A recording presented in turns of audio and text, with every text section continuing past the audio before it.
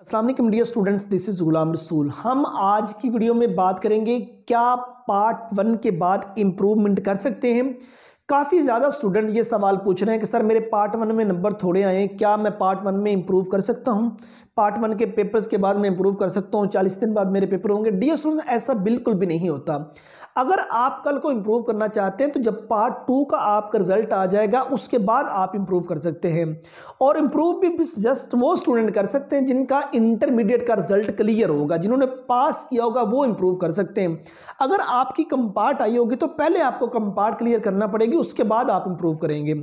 अगर कंपार्ट नहीं है, नंबर थोड़े हैं, तो जब आपका पार्ट 2 का रिजल्ट आ जाएगा उसके बाद आप इम्प्रूव कर सकते हैं। आप इम्प्रूवमेंट के डिफरेंट तरीके हैं। अगर आप पार्ट 1 मुकम्मल इंप्रूव करना चाहें तो आप पार्ट 1 मुकम्मल इंप्रूव कर सकते हैं। अगर आप पार्ट 2 मुकम्मल इंप्रूव करना चाहें तो पार्ट 2 मुकम्मल इंप्रूव कर सकते हैं। अगर आप पार्ट 1 के कुछ सब्जेक्ट और पार्ट 2 के कुछ सब्जेक्ट इंप्रूव करना चाहें तो आप ऐसे भी इंप्रूव कर सकते हैं। मिसाल के तौर पर आप चाहते हैं पार्ट 1 की इंग्लिश और पार्ट 2 की इंग्लिश में ये मैं इंप्रूव करना चाहता हूं तो आप ऐसे भी इंप्रूव कर सकते हैं।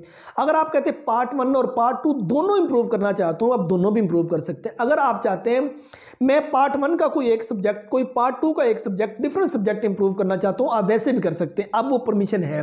मिसाल के तौर पर आप कहते हैं मेरे पार्ट 1 की फिजिक्स में नंबर थोड़े हैं और पार्ट 2 की बायोलॉजी में नंबर थोड़े हैं, ये दो सब्जेक्ट आप इंप्रूव करना चाहते हो, आप ये दो भी इंप्रूव कर सकते हैं। आप पार्ट 1 का कोई एक सब्जेक्ट इंप्रूव करना चाहें तो कोई पार्ट 1 का एक सब्जेक्ट भी आप इंप्रूव कर सकते हैं। लेकिन पार्ट 1 के पेपर्स के बाद डियर स्टूडेंट्स आप इंप्रूवमेंट जो सी है वो नहीं कर सकते। इस हवाले से आप थोड़ा सा ईजी हो जाइए।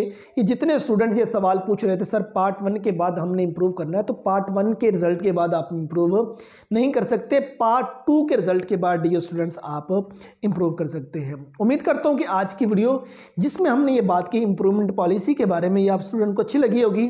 नेक्स्ट वीडियो में मिलते हैं। अपना बहुत सारा ख्याल रखिएगा। फी अमानिल्लाह।